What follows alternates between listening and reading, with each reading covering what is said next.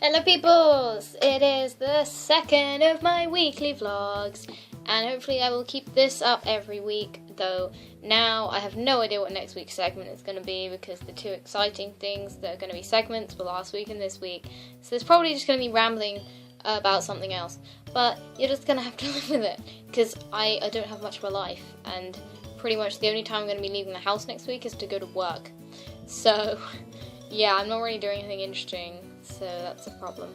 On to my triple topics, which is a terrible name, but I couldn't think of anything else, and I couldn't do Trio Mio because that was Felicia's idea and I didn't want to copy. I wanted to talk about a particular fanfiction author that I have been following for a little while. I find it really hard to find a fanfic that I really like.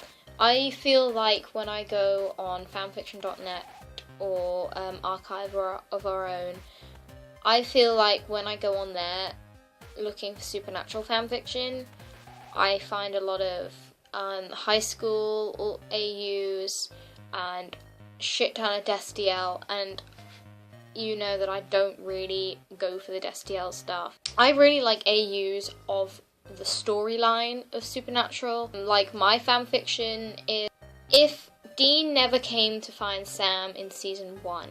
So basically, he didn't come, they didn't go to the woman in white, he didn't ask them to help find John. And in that sense, Jess didn't die.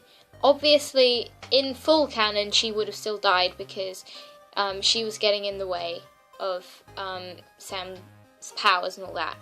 So it's also different in that sense that she doesn't die, they end up getting married, they have a kid, but then Jess actually dies after the baby is born, which is really sad. And it really hurt to write, by the way. So it's just basically, Dean then shows up on the day of Jess's funeral. So Sam is like a new father and a new widower, and then his brother comes back. And obviously they didn't really leave on the best of terms. So this is how they sort of sort all that out. I wasn't going to talk about my fanfiction, but I just ended up doing it. But then, that's my fanfiction. I can't remember when or how I found this author, but I love this fanfiction author. She's on fanfiction.net. She's called Al Elizabeth. I am going to put a link here, I don't know. Or just down in the comments, the description. She writes the most amazing fanfiction. I haven't read it all, but I have read at least 3 completely, or I'm up to date with them. And they are amazing. I want to particularly point out the fic called See No Evil. It's about 25 chapters long right now, and it's still being updated. It's an AU where Sam gets kidnapped when he is going to Stanford. So he never arrives at Stanford, and obviously Dean and John realise Sam is missing. And it turns out Sam has been kidnapped and taken to a hospital that is basically a black organ market.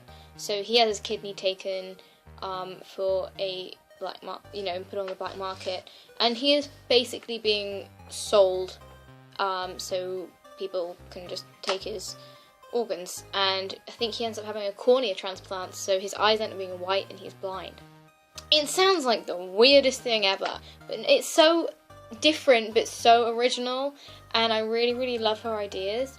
A warning is that, 80% of her fics include major hurt Sam. Like, if you do not like Sam being hurt, I don't like Sam being hurt, but I still read them because they're really good. But if you really, really, really don't like Sam being really hurt, don't watch them. Don't read them. 3 others I wanted to point out were of Wolf and Man from Childhood's Hour, which is a fic about Sam being turned into a werewolf when he was 14, and how Dean and John and Sam deal with that. And also, The Grass is Greener, or The Grass is Always Greener. It's basically where Castiel didn't save Sam until Sam was in hell for 18 months. Not on purpose, but it meant that Sam was technically in hell for 180 years, and it just shows how damaged he is, and he's literally reliant on Dean completely. I mean, I hate it in the sense that I don't like seeing Sam so weak in that way, but it's such a good fic that I just love it. That's what I keep saying. I don't like Sam being hurt so much, but the fics are so good that I read them. I realised I was going to talk about 3, but I only talked about 2. I have finally jumped on the bandwagon. I started reading The Fault in Our Stars on Friday. I'm really loving it so far. I've only got about 100 and something pages in so far, but the only times I'm reading it is when I'm on the bus home from work now. I wanted to read this book for ages. It's not because, like, oh, there's a movie, I want to read the book. I wanted to read this way before the movie came out. I mean, I knew there was a movie being made, but I wanted to read it before the movie, before I knew there was a movie, I think. At my local library, I had tried to reserve it, but there was like a massive, great, big, long wait list because so many people had reserved it, and there were only so many copies in the county, so I guessed I wouldn't get it anytime soon then. Last Friday, when I met up with my mum so we could go to Heathrow to get to Invasion Con, she was like, oh, I got a present for you, and it was The Fault in Our Stars.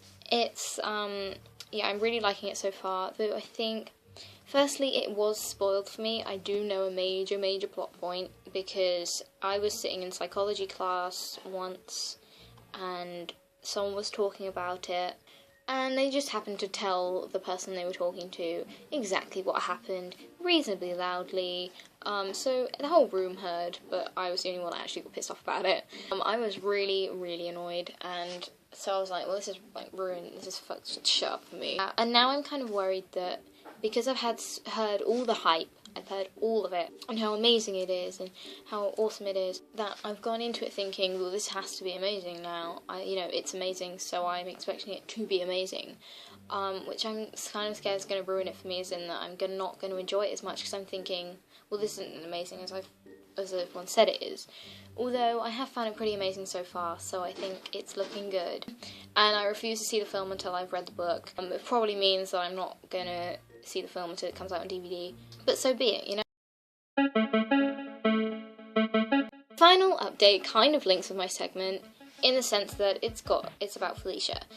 I love Co-Optitude. For those who don't know what Co-Optitude is, Felicia has a YouTube channel called Geek and Sundry, and there are different programs on there, and a particular one that I watch all the time is Co-Optitude, which is Felicia and her brother Ryan, and they're just playing video games, and they're mostly retro video games, so old ones, but they do occasionally play new ones as well. I think they've played like 2 new ones now.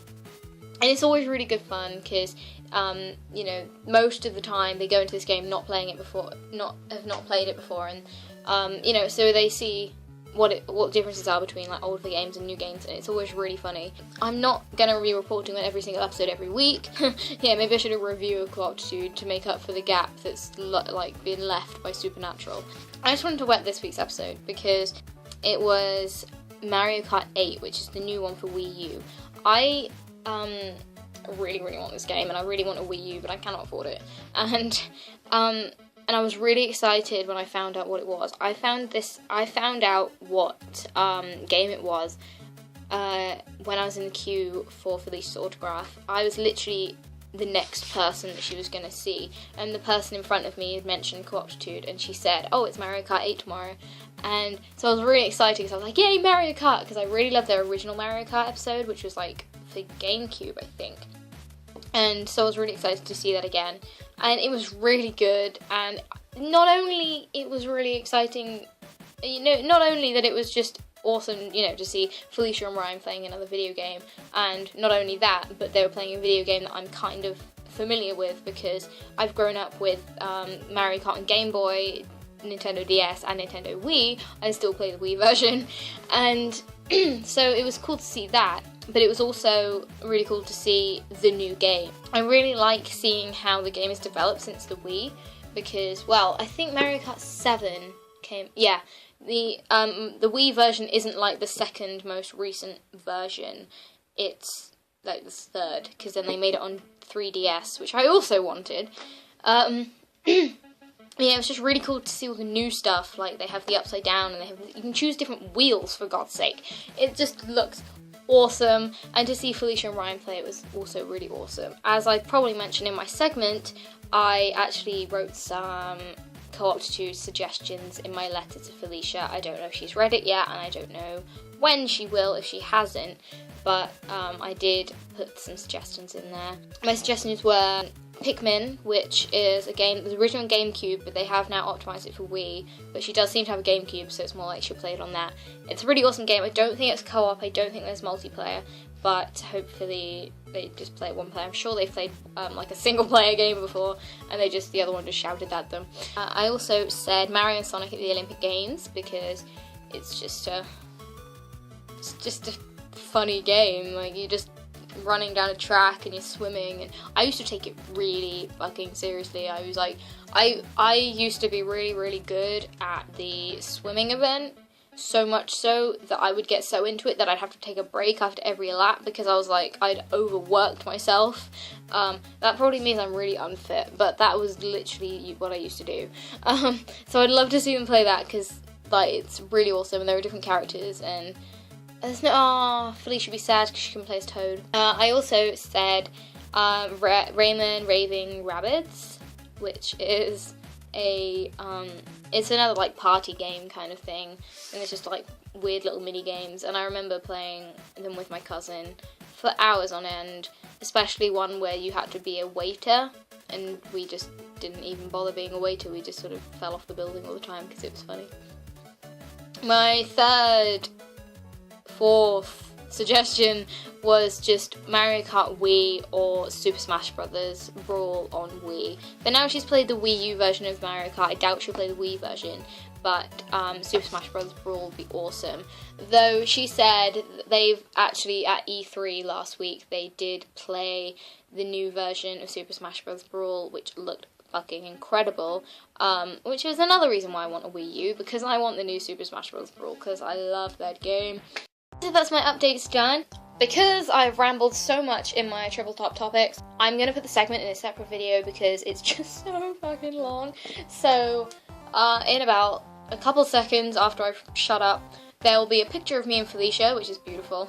So go give it a click, and once you have given it a click, it will take you straight to the segment video about me meeting Felicia. Just a warning, I do cry in it.